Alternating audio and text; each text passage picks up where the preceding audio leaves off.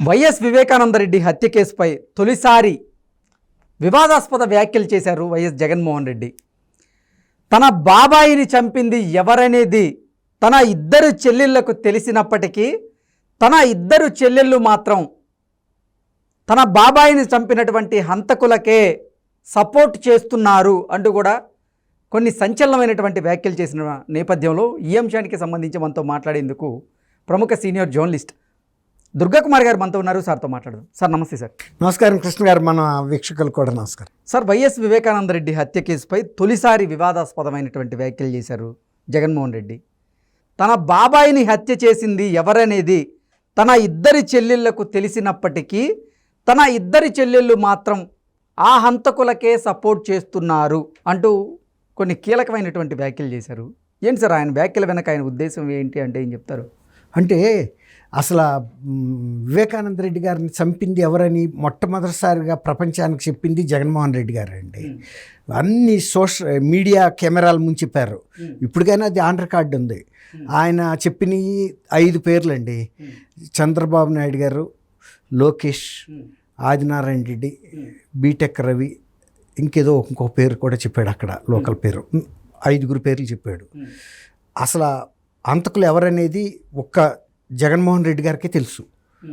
ఇప్పటికీ సిబిఐ కూడా పూర్తిగా సమాచారం సేకరించలేదేమో అని అనిపిస్తుంది నాకు. ఎందుకంటే అది ఏది కేసు ముందుకు వెళ్ళకపోవటం వల్లనే కదా సునీత గారు మళ్ళీ వెళ్ళి నా తండ్రి కేసు విషయంలో దోషులకి శిక్ష పడలేదంది. దోషులు ఎవరనేది తర్వాత మాట, కానీ ఎవరికి అయితే శిక్ష పడలా. ఇప్పుడు దోషులు ఎవరనేది తేల్చాల్సింది జగన్మోహన్ రెడ్డి గారే. ఇప్పుడు వాళ్ళిద్దరు చెల్లెళ్ళకి కూడా తెలీదు. వాళ్ళకి గైడెన్స్ ఇచ్చింది కూడా వీళ్ళే, ఫలానా వాళ్ళని. మరి వాళ్ళు ఎవరిని నమ్మాలి, ఎవరిని నమ్మకూడదో వాళ్ళకి తెలీదు. జగన్మోహన్ రెడ్డి గారు చెప్పిన పేర్లే ఫైనల్లా, లేకపోతే జగన్మోహన్ రెడ్డి గారి దృష్టిలో ఇంకెవరిని ఉండారా? ఇప్పుడు వాళ్ళు ఎవరిని సపోర్ట్ చేస్తున్నారు? చంద్రబాబుని, లోకేష్ని, బీటెక్ రవిని, తర్వాత ఆదినారాయణ రెడ్డిని ఏమన్నా వీళ్ళు సపోర్ట్ చేస్తున్నారు? మనకు తెలీదు అక్కడ స్థానిక రాజకీయాలు ఏంటనేది. అవును. ఇప్పుడు జగన్మోహన్ రెడ్డి గారు నా చెల్లెళ్ళు ఇద్దరు సపోర్ట్ చేస్తున్నారు అంటున్నాడు కదా. అసలు ముందు దోషులు ఎవరో ఆయన బయట పెట్టాలి. ఆయనకు తెలుసు కాబట్టి పలానా వాళ్ళు మా బాబాయిని చంపారు, ఇప్పుడు నా చెల్లెళ్ళు వెళ్ళి ఆయనకు సపోర్ట్ చేస్తున్నారని చెప్పాలి. అంటే ఆయన దృష్టిలో ఇక చంద్రబాబు గారు, లేదంటే మీరు చెప్పినట్లుగా లోకేష్ గారు, ఆదినారాయణ రెడ్డి గారు, లేదా బీటెక్ రవి గారు, ఇంకొక క్యాండిడేట్ కూడా ఉన్నారు. మరి వీళ్ళనేమి వాళ్ళు సపోర్ట్, వీళ్ళ పార్టీలో జారలేదు వాళ్ళేమి. మరి అట్లాంటప్పుడు వీళ్ళని సపోర్ట్ చేస్తున్నారని ఎట్లా? అంటే జగన్మోహన్ రెడ్డికి రానున్న ఎన్నికల్లో మద్దతు తెలపమాకండి, ఓటేయకండి అది చెబుతున్నారు. సరే, అది చెబుతున్నారు, కానీ ఫలానాడికి ఏమని కూడా చెప్పట్లేదుగా. అంటే గతం నుంచి కూడా వైఎస్ఆర్సీపీకి సంబంధించినటువంటి నాయకులు బాహాటంగానే, అంటే చంద్రబాబు గారు ఇచ్చిన స్క్రిప్ట్నే డాక్టర్ సునీత గారు చదువుతున్నారు అంటూ కూడా బాహాటంగా విమర్శలు చేస్తూ వస్తున్నారు. అవును, చేస్తున్నారు. కానీ సునీత గారు, సజ్జల రామకృష్ణారెడ్డి గారు చెబుతారు, ఆయన చెప్పింది చెప్పమంటే చెప్పింది కదా. సజ్జల రామకృష్ణారెడ్డి గారు డైరెక్షన్ ఇస్తానన్నాడు. ఆ రూమ్లో సజ్జల రామకృష్ణారెడ్డి గారు లేడుగా రాత్రి. ఆయన ఎలా చెప్తే అలా చెప్పమన్నాడు. సునీత గారు కూడా లేదు. సునీత గారు హైదరాబాద్లో ఉంది. ఫస్ట్ ఫోన్ వచ్చింది జగన్మోహన్ రెడ్డి గారికి, అసలు ప్రపంచానికి దోషులు ఎవరో చెప్పింది. ఇప్పుడు ఆయన ఒక చీఫ్ మినిస్టర్గా ఉన్నాడు కదండి. ఆయన చీఫ్ మినిస్టర్గా ఉన్నప్పుడు దోషులు ఎవరో ఆయనకి తెలిసినప్పుడు వాళ్ళ మీద కేసు ఫైల్ అయిందా? ఫైల్ అయినప్పుడు సిబిఐకి, సుప్రీంకోర్టుకి, ప్రెసిడెంట్ ఆఫ్ ఇండియాకి, ప్రైమ్ మినిస్టర్కి లెటర్ రాయాలి కదా. ఇప్పుడు అంతకుముందు ఎన్వి రమణ గారికి సుప్రీంకోర్టు ప్రధాన న్యాయమూర్తి అయ్యే అర్హత లేదు అని ఆయన ఒక బహిరంగ లేఖ రాశాడు. అసలు ఒక ముఖ్యమంత్రి, ఒక చీఫ్ జస్టిస్ ఆఫ్ ఇండియా అవుతున్న వ్యక్తిని పనికిరాడు అని లెటర్ రాయటం భారతదేశ చరిత్రలో అదే ప్రథమం. ఇంకోటి బహిరంగ లేఖ. ఇప్పుడు అది ఏదైనా ఉంటే రహస్య లేఖ సుప్రీంకోర్టు చీఫ్ జస్టిస్కి రాయొచ్చు. రాస్తే వాళ్ళు ఇంటర్నల్గా ఎంక్వైరీ చేస్తారు. అది నిజమో కాదో తెలియకుండానే నువ్వు అంత బహిరంగ పరిచయం అంటే నీకు 100% తెలిసనే కదా. అది వాళ్ళు ఎంక్వైరీ చేసుకున్నారు కదా ఇంటర్నల్గా కాలేజియంలో. అందరు సుప్రీంకోర్టు జడ్జిలు ఇంకా ముఖ్యులను అందరినీ పిలిపించి ఈయన అర్హుడా కాదా అనేది న్యాయశాఖ దగ్గర రికార్డు ఉంటుంది కదా. మొత్తం ఆయన పర్సనల్ సంబంధించిన ప్రతిదీ ఉంటుంది. వాళ్ళు అవన్నీ కూడా వెరిఫై చేసుకున్నారు. ఇంటెలిజెన్స్ ఏజెన్సీల ద్వారా వెరిఫై చేసుకున్నారు. ఈయన చేసిన ఆరోపణలు కూడా వెరిఫై చేసుకున్నారు. ఎందుకు అనర్హుడో కూడా రాశాడు ఆయన. ఆయనకి ఏదో అమరావతిలో ల్యాండ్స్ ఉన్నాయి వాళ్ళ అమ్మాయి పేరు మీద అని. సరే, ఒక ముఖ్యమంత్రి బహిరంగ లేఖ రాసి అది పబ్లిక్ ప్రెస్కి విడుదల చేయటం అనేది అసాధారణమైన విషయం. ఓకే సార్, ఈ 5 ఏళ్లలో ఎప్పుడు జగన్మోహన్ రెడ్డి తన చిన్నాన్న హత్య గురించి ప్రస్తావించిందే లేదు, 1-2 సార్లు మినహాయించి. ఈ నేపథ్యంలో ఎన్నికల దగ్గర పడుతున్న వేళ ఈరోజు మళ్ళీ బాబాయి హత్య గురించి మాట్లాడడం, అది అసలు బాబాయి హత్యకి మాకు సంబంధమే లేదు, బాబాయిని హత్య చేసింది వేరేవారు, వారికి తన చెల్లెళ్ళిద్దరూ కూడా మద్దతు తెలుపుతున్నారు అని చెప్పడం అసలు ఏంటి ఆయన వ్యాఖ్యల వెనక అదే ఉద్దేశం ఇప్పుడు ఏమైనా? ఆయన చెప్పాలి కదండి, హత్య చేసింది ఎవరని. ఆయన అంతకుముందు చెప్పాడు ఈ 5 మీద కేసు బుక్ చేయలేదు. చేయనప్పుడు ఎన్వి రమణ గారు ప్రధాన న్యాయమూర్తి పదవి అనర్హుడని నీకు సంబంధం లేని విషయంలోనే నువ్వు రాసినప్పుడు సిబిఐకి కూడా అలాంటి ఓపెన్ లెటర్ ఎందుకు రాయొద్దు, ఈయన మా బాబాయిని చంపింది చంద్రబాబు నాయుడు ఫలానాళ్ళు అని చెప్పాడు కదా, వాళ్ళ మీద కేసు బుక్ చేశారా లేదా అనేది ఇప్పుడు నేను మిమ్మల్ని అడుగుతున్నా. ఒకవేళ బుక్ చేయనప్పుడు ఆయన చేయాల్సిన పని ఏంటి? ముఖ్యమంత్రిగా నువ్వు రాస్తే వాల్యూ ఉంటుంది. మా బాబాయిని చంపింది నాకు తెలుసు, ఫలానాళ్ళు, నేను ఇంతకుముందు ఆ మర్నాడే సాయంత్రం నేను మీడియా పరంగా చెప్పాను, కావాలంటే మీరు వెళ్ళి టీవీ ఛానల్స్లో చూసుకోండి, రికార్డు కెమెరాల ముందు చెప్పాను, వాళ్ళ మీద కేసు బుక్ చేయండి, ఇతరుల అందరి మీద కేసు కొట్టేసేయండి, తీసి అక్కర్లా. నేను అది ప్రధాన న్యాయమూర్తికి రాయాలి, సిబిఐ డైరెక్టర్కి రాయాలి, తర్వాత సుప్రీంకోర్టు చీఫ్ జస్టిస్కి రాయాలి, ప్రెసిడెంట్ ఆఫ్ ఇండియాకి రాయాలి. ఒక అన్యాయం జరుగుతున్నప్పుడు నిర్దోషుల మీద హత్యా కేసు పెట్టి దోషులను వదిలేసినప్పుడు ముఖ్యమంత్రి స్థానంలో ఉండి ఆయన నీ సొంత చిన్నాన్న అయ్యి ఉండి ఆయన ఆత్మశాంతి కలగాలంటే ఆయన్ని చంపిన వాళ్ళకి శిక్ష పడాలి. అది కూడా సునీత గారు కూడా అదే అడుగుతుంది. నీ దగ్గర తెలుసు నీకు ఫలానాళ్ళు చంపారని, నువ్వు ఇంతవరకు బహిరంగ లేఖ రాశావా, బహిరంగంగా ప్రకటించావా? నీకు ఇన్నిసార్లు నువ్వు ప్రధానమంత్రిని కలిసావు కదా, కలిసినప్పుడు ఎందుకు అడగలేదు? నా బాబాయిని చంపిన వాళ్ళు చంద్రబాబు నాయుడు, ఈ ఫలానా వాళ్ళు, వాళ్ళ మీద కేసు అడ్డం పడుతుంది ఎవరు? చంద్రబాబు నాయుడు అధికారంలో లేడు, నువ్వు చీఫ్ మినిస్టర్గా ఉన్నావు, నీకు హోదా ఉంది, చేతుల్లో మంత్రదండం ఉంది, నువ్వు ఏదైనా రాయొచ్చు, ఎవరికైనా రాయొచ్చు, ప్రెసిడెంట్ ఆఫ్ అమెరికాకు కూడా రాయొచ్చు నువ్వు నీ భావాలని. ఎందుకంటే ఒక రాష్ట్రానికి చీఫ్ మినిస్టర్ కాబట్టి ఏదో రాసావని వాళ్ళు ఫైల్ చేస్తారు. ఇప్పుడు నా పోటాడో నీ పోటాడో రాస్తే అవుట్ ఆఫీస్ వాళ్ళ అవతల బారేస్తారు, అంతే కదండి. అవును.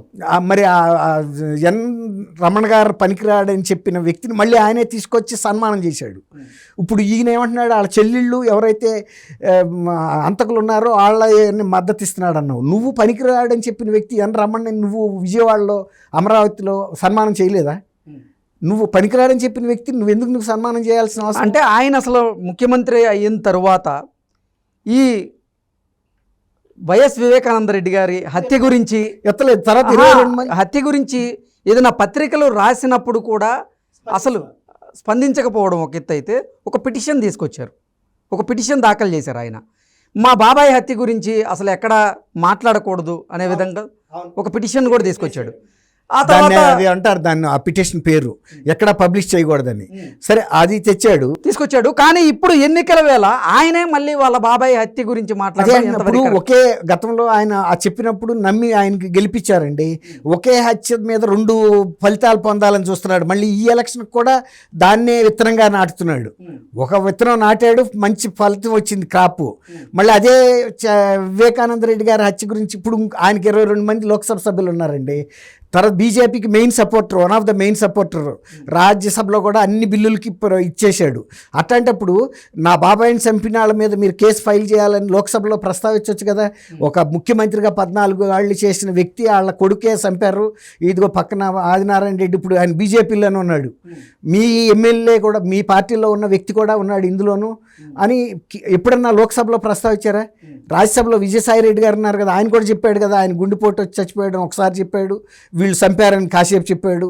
ఇప్పుడు వాళ్ళందరూ ప్రస్తావించవచ్చు కదా. ఇప్పుడైతే వాళ్ళకి నిజం తెలిసింది కదా వ్యక్తులు ఎవరని. ఎందుకని లోక్సభలో కానీ రాజ్యసభలో కానీ ప్రస్తావించలేదు? ఎందుకు సిబిఐ డైరెక్టర్కి లేఖ రాయలేకపోతున్నాడు ముఖ్యమంత్రి హోదాలో ఉండి? ఎందుకు భయపడుతున్నాడు ఆయన? సుప్రీంకోర్టు న్యాయమూర్తి కూడా రాయొచ్చు, రాస్తే వాళ్ళు సుమోటోగా తీసుకుని ఎవరి మీద మీరు బుక్ చేశారు, వాళ్ళ సొంత అన్న కొడుకు చీఫ్ మినిస్టర్ ఆఫ్ ఆంధ్రప్రదేశ్ ఇదిగో లెటర్ రాశాడు, సుమోటోగా మేము తీసుకున్నాము, మీరు మీ దగ్గర ఉండే ఇన్వెస్టిగేటివ్ రిపోర్ట్స్ తీసుకురండి, ఇన్వెస్టిగేషన్ ఫైండింగ్స్ అని. అప్పుడు చంద్రబాబు నాయుడు గారు ఎక్కడుంది కూడా గూగుల్ టేక్అవుట్ ద్వారా చూడొచ్చు కదండి. ఆయన G+ ప్రొటెక్టీ, ఆయన ఎక్కడికి వెళ్ళినా కూడా వీళ్ళందరూ కూడా వెళ్ళాలి ఆయన పక్కన గన్స్, స్టాండ్ గన్స్ పట్టుకుని. వాళ్ళందరికీ ఫోన్స్ ఉంటాయి, వైర్లెస్లు ఉంటాయి. వాళ్ళు ఎప్పుడు ఎక్కడుంది నిమిషం ఢిల్లీలో కూడా ఎప్పటికప్పుడు రికార్డ్ అవుతూ ఉంటుంది, గంటకి కూడా రికార్డ్ అవుతుంది ఆయన మూమెంట్ మీద. ఎందుకంటే ఆ Z+ కేటగిరీ అనేది అంత ఇంపార్టెంట్ పర్సన్స్ వాళ్ళు. మరి ఎందుకని ఆయన చేయకుండా ఇప్పుడు చెల్లెళ్ళని నిందిస్తున్నాడో అర్థం కావట్లేదు. ఆమె ఎందుకంటే ఆమె గతంలో ఆయన ముఖ్యమంత్రిగా అవటానికి సహకరించిన షర్మిల ఇప్పుడు ఆయన గురించి బాహాటంగా చెబుతుంది ఇతను ఒక అంతకుడు అని. అంతకుడో కాదో నువ్వు తేల్చు. ఇప్పుడు చెల్లె చెబుతుంది కదా, అంతకుడు నువ్వు కుటుంబాన్ని ఎట్ట నిలువనాలు చీల్చింది నువ్వు అని చెబుతుంది. అందుకు సాక్షి నీ తల్లేనని చెబుతుంది. చెప్పినప్పుడు కూడా నీ తల్లి స్పందించలా. లేదు మా జగన్ బాబు చేయలేదు, EMI షర్మిలే మా కుటుంబానికి హాని, ఈ మూలాన కుటుంబం చీలిపోయిందని చెప్పాలి కదా, చెప్పలా, మౌనం వహించింది. అంటే అటు చెప్పలేక ఇటు చెప్పలేక అతను కనుక దోషి కాకపోతే చెప్పేది కదా, జగన్ బాబు ఇలాంటి పనులు చేయడు, కుటుంబాన్ని చేల్చడు, లేకపోతే రాష్ట్రంలో ప్రజల్ని ఇబ్బంది పెట్టడు, బాగా పూల్లో పెట్టి చూసుకుంటాడు. అక్కడ తెలంగాణలో అడిగితే జగన్ పరిపాలన గురించి ఆమె ఇక్కడ ఎందుకులే బాబు జగన్ పరిపాలన అంటే బాగాలేదనే కదా. బాగుంటే కనుక 3 పువ్వులు 6 కాయలుగా ఉంది, రాజన్న ప్రభుత్వాన్ని ఏర్పాటు చేశాడు ఆంధ్రప్రదేశ్లో అనాలి కదా. అందా? అనలేదు కదా. ఎందుకులే ఆ ప్రస్తావన నీచుడు గురించి ఇక్కడ ఎందుకు అన్నట్టు తెలంగాణలో మాట్లాడింది. నేను నా కూతురు అమ్మటే ఉంటానని కూడా చెప్పింది. మరి అంతకుముందు అంత సపోర్ట్ చేసినా ఆయన పేరు ఎత్తలేదు కదా. గౌరవాధ్యక్షురాలుగా ఉన్నా కూడా ఆమెని బహిరంగ రాష్ట్ర వ్యాప్త మీటింగ్ పెట్టి ఆమెలో ఆ పదవి నుంచి దించేసినప్పుడు రాష్ట్రం మొత్తం కన్నీరు పెట్టింది, జగన్మోహన్ రెడ్డి గారు తప్ప. ఎందుకు ఆమె మీద అభిమానం అంటే ఆయన రాజశేఖర రెడ్డి గారు భార్య. ఆమె రాజశేఖర రెడ్డి గారి మీద అభిమానం ఉండే బట్టే 151 సీట్లు ఈయనకి ఇచ్చారు. కాబట్టి ఇప్పుడు జగన్మోహన్ రెడ్డి గారు బయటికి రావాలి, వచ్చి తన పదవిలో ఇప్పుడు కూడా ముఖ్యమంత్రిగా ఉన్నాడు కాబట్టి బహిరంగ లేఖ రాయాలి, ఫలానా వాళ్ళ మీద కేసు పెట్టకుండా CBI తప్పుడు దావలోకి వెళ్ళిపోయింది ఇన్వెస్టిగేషన్ అని. మరి ఎందుకు చేస్తున్నాడో ఇప్పుడు ప్రజలకు సమాధానం చెప్పాల్సింది ఇద్దరు చెల్లెళ్ళు కాదు, వాళ్ళకి తెలియదు. నిజమే, వాళ్ళు ఆ రోజు అక్కడ లేరు, కానీ ఈయన ఉన్నట్టే చెబుతున్నాడు. అక్కడ ప్రతిదీ ఎలా నరికారో, ఏ గొడ్డలతో నరికారో, కత్తితో ఎవడు నరికాడు, ఎక్కడి నుంచి ఎక్కడికి ఈడ్చుకొచ్చారో, ఆ ప్లేట్ మీద పడేశారు, దెబ్బలో ఏదో దెబ్బ తగిలినట్టు చనిపోయినట్టు. తర్వాత ఇవన్నీ ఆయన వచ్చి రాగానే అడగాలి కదా, ఎవడరా ఈ కుట్లు వేసింది ఎవడో, కట్లు కట్టింది ఎవడో, పౌడర్లు అద్ది మేకప్ చేసింది ఏంటి, మా బాబాయ్ నరికిందే, ఇదంతా అవసరమా, ముందు ఆ కేసులో తేలాలి అనాలి కదా, నిందితులు పట్టుకోవాలని. అనలేదుగా, వాళ్ళ సొంత మామయ్యగా చేసింది అవన్నీ.